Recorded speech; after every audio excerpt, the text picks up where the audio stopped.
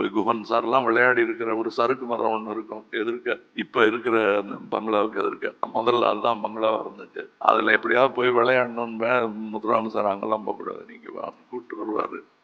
அங்கே விளையாடவே விட மாட்டீங்களா அப்படின்னு நினச்சிட்டு இருந்தபோது அதே இடத்துல எனக்கு ராக் அண்ட் ரோல் தியேட்டர் போட்டு கொடுத்து அதில் டப்பிங் பேச வச்சாங்க.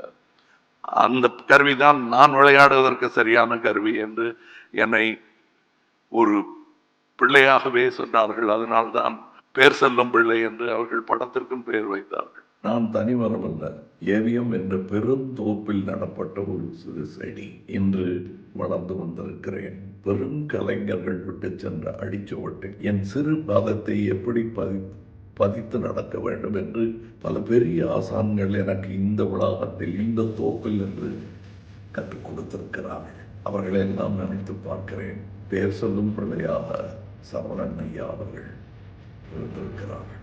அவர்கள் சகோதரர்கள் தான். அது போன்ற ஒரு பிள்ளையாக நானும் இருக்க ஆசைப்படுகிறேன்.